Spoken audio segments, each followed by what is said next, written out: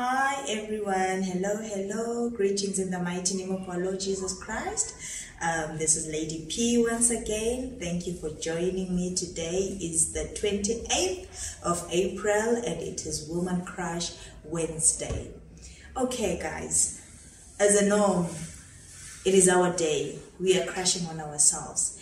And those days I'm in the mood, if I should say, of acknowledging my inner beauty, acknowledging myself. I'm learning to acknowledge myself from the inner beauty before I concentrate on the outer beauty, because I've realized that I have to start with building myself inside, and then my inside will prompt me to take care of my outside. But if my inside is broken, I cannot attempt to cover up outside, because at the end it will still come out. And sometimes when it comes out, when you concentrate on the outer beauty, when it comes out, sometimes it will come out as though you are hiding or you are covering something that is hurting inside.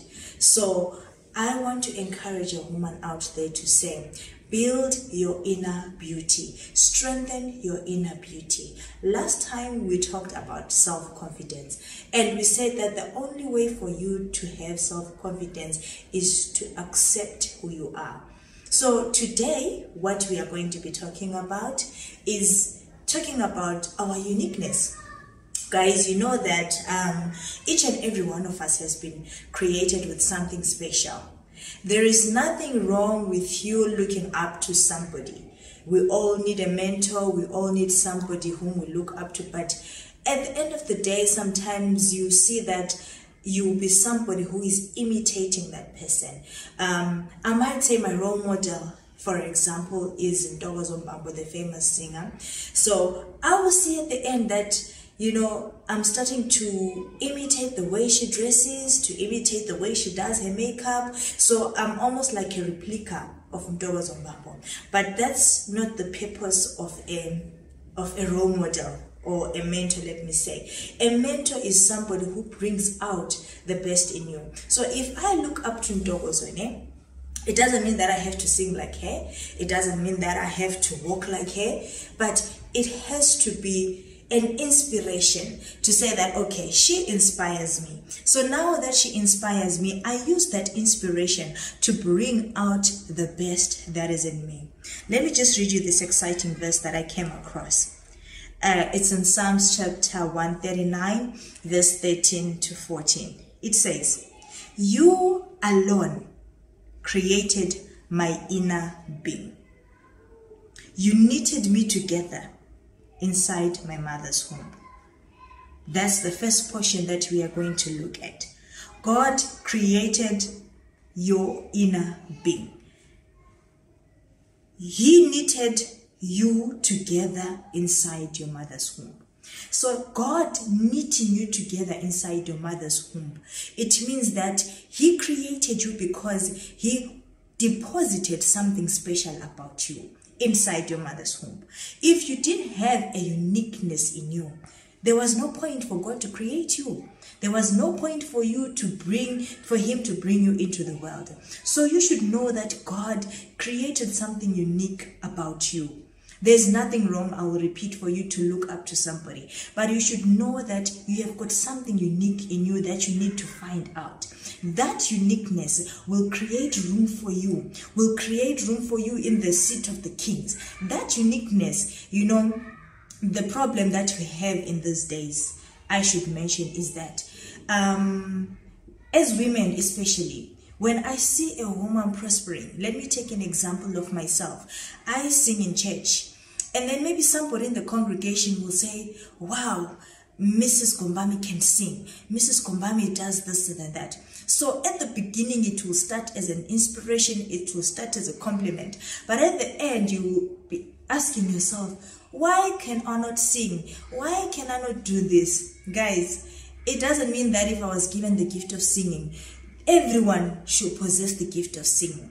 We have all been given a unique gift ever since we were knitted in our mother's wombs. Just take note that. So what I want to encourage someone today is that everyone has something unique. I will give you a challenge that I've challenged myself for too long, to say, sit down, look at yourself, look at your life. What are you good at? Mrs. Kombami might be good at singing. Somebody else might be good at cooking. Somebody else might be good at speaking. Somebody might be good at counseling. What are you good at? Sit down and think. Think about it and say, what am I good at? Wow, I love writing. Start writing. Take a notepad and start writing. You know, polish the skills of writing. Tomorrow, we'll be talking about an author who is you. Who knows? But if you sit down and start envying other people, envying what they do, you are not growing yourself, but you're creating in yourself some jealousy that at the end you will end up being jealous of everyone who's prospering. But I'm encouraging you to realize, to sit down and think, what am I good at? You are good at cooking. Take those pots. You are good at mixing recipes. Mix them, you know, write them down. Keep them, polish your skills. If you need to go to school for that, go for it and polish yourself. And then you will see that you will also be one of those people that others are inspired about. So instead of you looking and wishing you were me, looking and wishing you were the president's wife, look at yourself. God knitted you inside your mother's womb with a special gift that will make you unique. That will make you know, the celebrities when they are going out there, you take a singer who sings, who is now a celebrity, you look up to them. But they sat down, let me tell you, and they thought, what am I good at? I'm good at singing. Someone took a paper and wrote a song and said, no, I'm not going to stop by writing a song. I will go to the studio and record the song. That's steps of growth. So that's how you discover. You know, there's so much strength in knowing what you are good at, because you will use that as an opportunity to step into the next level. Even the preachers who discovered that they can preach, they just didn't wake up the following morning and go to church and preach. So it's a skill that I needed to polish. So they went to Bible school, they were taught the things that they need to do, and they came out and they trained and trained and trained until they became the best that they could be. T.D. Jakes, if you read his history, the history shows that he developed his talent. Now he's one of the greatest preachers. So my encouragement to a woman especially is the only thing that makes you different from another woman is your uniqueness, is your gift, is that thing that makes you unique. You know, there's nothing as good as that when you get into a place, they will say that, thank God priority has come. Thank God priority is here now, that things are going to be in order. I was talking to my sister the other day, you know, and I was telling her that I want you to be one of my guests in my channel one of the days. And she's like, no, I support, I don't want to be in the guest. So I was like, no, but girl, you're supposed to support me and you're supposed to do this to me. And then, so the conversation was like, oh, okay, then I let her go. Then this other day it came when some situation arose and she was like, priority, I'm not there, but I need you to be at a certain place so that you can do this, this, and this for me. And I was like, no, I can't do this when you are not there, because I will make things not go right.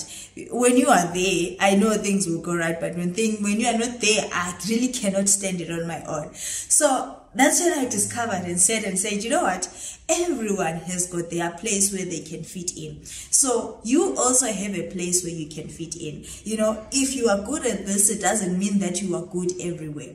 You know, when we discover our uniqueness, when we discover our differences, we will come to a point whereby when we meet together, we are complementing each other. When we meet together, we make the world a better place if we realize our differences make us to be one. Our differences will make a difference in the nation. There is no need for competition. There is no need for envy. There is no need for jealousy. You were created with your own uniqueness that you can develop, so that when you meet with me, we complement each other. We are not fighting with each other. So I am encouraging a woman today to say that, sit down. Instead of envying and wishing you were somebody else, God deposited something in you. The Bible says that He knew you before you were even created in your mother's womb. So God knew that He was going to create a person like you who is going to fit in this world. So just know that you have got a space in this world. Never neglect yourself. Never look down upon yourself. The best that you can do for yourself is not to feel pity, but stand up, rise, know yourself, know your inner being, and know your uniqueness. And when you discover that you have a special gift and operate in that gift, the world will become a better place to live in, as I always say.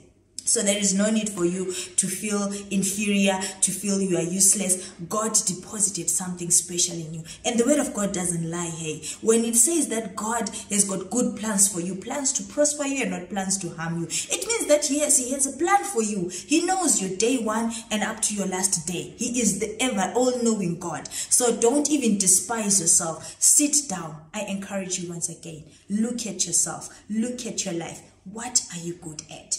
That thing that you are good at, when it comes to me, we complement each other, and the world of women will become a better place to live in. So yeah, guys, that is my encouragement for today.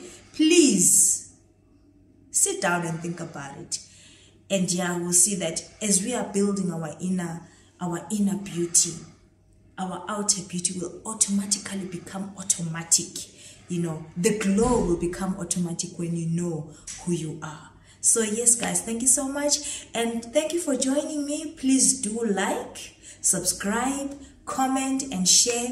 And let's make this world a better place to live in. God bless you. I love you all, and see you next time.